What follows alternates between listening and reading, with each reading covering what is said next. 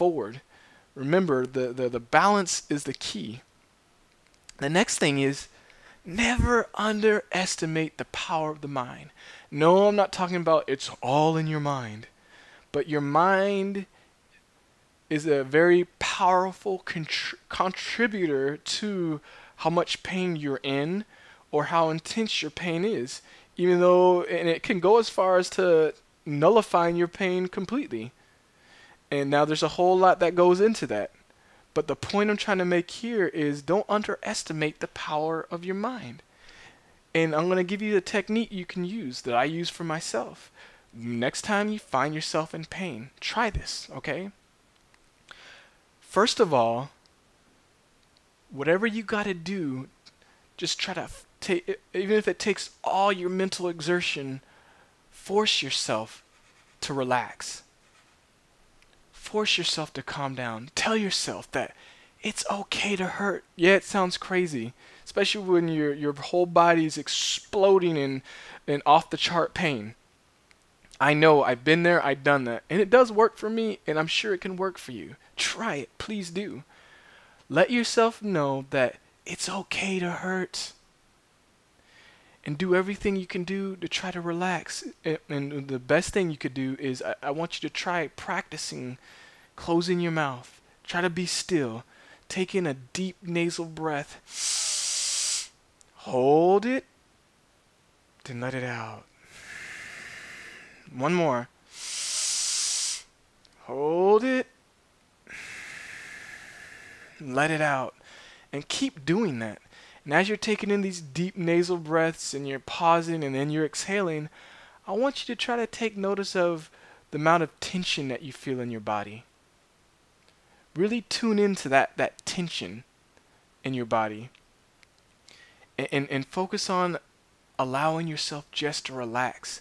Yeah, it hurts. Yeah, it's intense. And yeah, it seems like it's impossible. But refuse all of those thoughts and focus all of your thought process into your breathing. Focus solely on your breathing. Focus on your exhale, not on your inhale. Let all your focus be on your out breath, not your in breath. Just take a swift, then focus on the exhale. While you're telling yourself that it's okay to hurt. And I want you just to kind of take notice of how your pain feels. Is it subsiding or is it getting worse? Now, of course, if it makes you feel worse, then by all means, don't continue with it. But I encourage you to try practicing that. Now, the next thing is, I don't want you to underestimate the power of nature. And this is something that you can incorporate into the whole nasal breathing and getting yourself to relax. Say, while you're taking in all those breaths, you're telling yourself it's okay and not to hurt.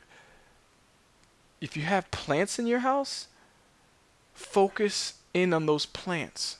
While you're focusing on that out breath, focusing on those plants. Or if you have flowers, maybe focusing on inhaling. If you have roses, on taking in deep nasal breaths, inhaling the redolent aroma of those roses, and letting that breath out, and just looking at that rose. And well, I probably encourage you to look at something that's more on the violet side. If you have like some flowers that are violet or blue, or just green plants, maybe not a red rose. Not an orange or yellow rose either, but if it focus on like I said, some plants that are more on are blue, green, purple side of colors as opposed to the red, orange, and yellow type colors. Now, if maybe it's pink, that'd be better than red. If they're much lighter pastel color flowers that you have, go for it. But the best probably would be blue and green flowers, plants. If you're able to maybe get out and take a walk in some woods or just around some green scenery, that's even wonderful also. But while you're doing that and you're in pain, focus on the breathing, like I said, on the exhale, not on the inhale of the breathing process, and distract yourself with looking at that plant, with looking at that tree. Even if you have a forest that you can look at out a window, get yourself to a window and just allow the nature to just draw you in while you're doing your breathing exercise, and take note of how you begin to feel. It'd be something interesting, especially if as you feel yourself beginning to relax and to calm down and the tension begin to release. It's just something to try, and which is the whole point of this portion of the workshop, is to give you some practical things that you can apply. And these are the type of things that I use for myself, and they work for me, and I really believe that they can work for you. Even though they're very simple, they carry very powerful ramifications along with them. And don't just take my word for it. Take it and apply it for yourself. I just like to thank you all for taking the time to listen to this workshop, actually to watch this workshop today. And I really hope that you've been able to take something away from this workshop and apply it to your life right now and change your situation. Because really that's my ultimate desire, to give you some tools that you could use and apply to your own situation to make your life a little bit better. And it doesn't cost you a dime. Now, while I say that, I realize for some of you this still might seem like quite the daunting task. And because of that, I want to extend my services to you. And those services begin with a complimentary initial consultation, which consists of you getting about 50 minutes to 1 hour of my time, where you are able to just tell me whatever you want to tell me. And I just sit there and listen to you, allow you to speak. Now, I don't know how often that is that you get the time to have someone just listen to you without interrupting you, without really trying to sell you anything. But that's exactly what you will get from me, is 50 to 60 minutes of my time to do just that with no cost at all to you. Now, just to let you know, as I've been talking about already, so you don't think I'm being a little contradictory, my desire is not for you to be completely dependent upon my services, but my desire is to be your coach, to be there for you, to give you the support that you need, to give you the encouragement you need, to give you the inspiration that you need to achieve the goals that you have set for yourself. Is your goal a greater level of pain alleviation? Then that is my goal too.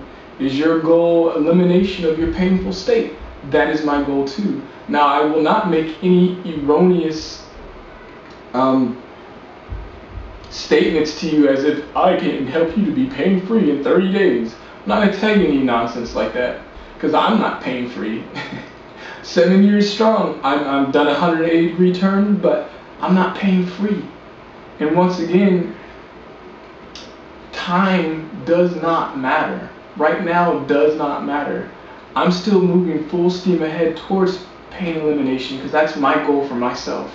And I'm getting very close to it. I don't know how far I have till I get to it, but I want to help you to achieve your own goals for yourself.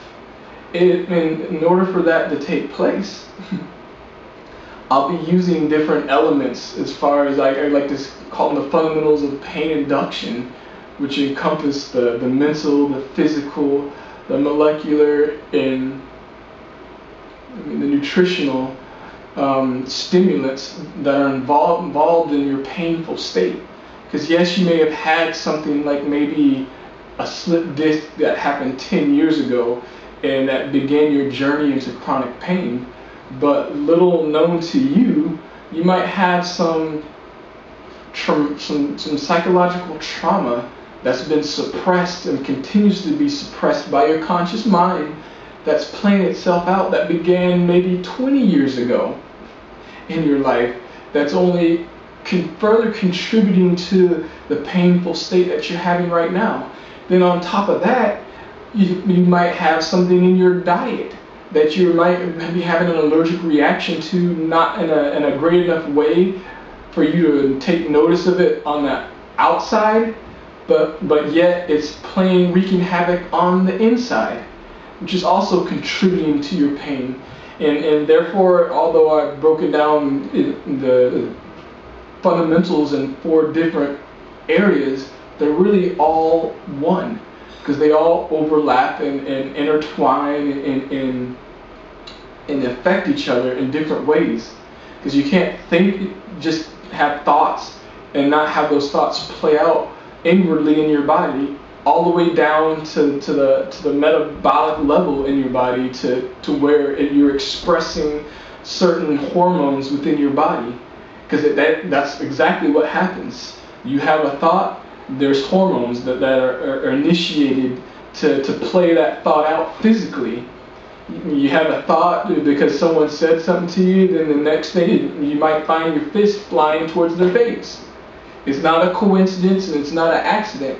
Yeah, you can control the action that takes place, but you cannot necessarily control the chemical contribution to that thought process. That's why I say that there's 4 fundamental areas that are involved in your pain, because that's exactly how it is. They all overlap, from the things you put into your mouth, to the thoughts that you think, to the things you physically do, to the chemical, molecular, metabolic, whatever label you want to label upon that. The way that those play out internally, they all are intertwined and correlated. And that's why working with me together, we will look at all those different avenues, so you can walk away with the greatest level of pain alleviation. And just a few tools that I have up my sleeve or in my toolbox to assist you with things such as, psychological trauma, is the implication of art therapy. Something that Carl Jung used successfully with his patients, as he did the talk therapy with them to help bring out those deep, unearthed, emotional events that were unaffected by the talk therapy, because your conscious mind's job is to be the policeman. Your conscious mind is there to protect you from harm, from psychological harm, more so than any other type of harm. Because sometimes you're not thinking and you're just not looking and you harm yourself physically. But your conscious mind does a very good job of protecting you from psychological traumatic events. And while it's protecting you, it also causes you harm, because just as you put a knot in that hose when the water is trying to gush its way out, it's going to build up. And it's going to build up. And guess what happens? If there's any tiny holes that you didn't know about in that hose, they're going to start springing a leak. And that's exactly what takes place with emotional trauma. You might not notice it, you might not be thinking about it, because once again, your conscious mind's not going to let you think about it, because when you try to think about it, it immediately shuts it down and shuts it out. But what you might not realize, that the leaks that are coming out and playing themselves out in the form of pains, in the form of digestional problems you may have, all sorts of different ways can the psychological piece affect your health. But so can the things that you put in your mouth affect your health in the same way. So how do you tell the difference? Well, you can't really figure out the difference unless you're looking at those different avenues very intensely, and sometimes they overlap so well, you just have to attack them all at once, just to nullify the effects of them all. And that's exactly what we will be doing, because I know personally from my own condition that these things play themselves out, and by me addressing them, I've been able to get off all the drugs. But us working together will also use, now if you're local, we'll use chromotherapy, which is a form of light therapy to stimulate the body's energy centers or chakras, if you would like. And by doing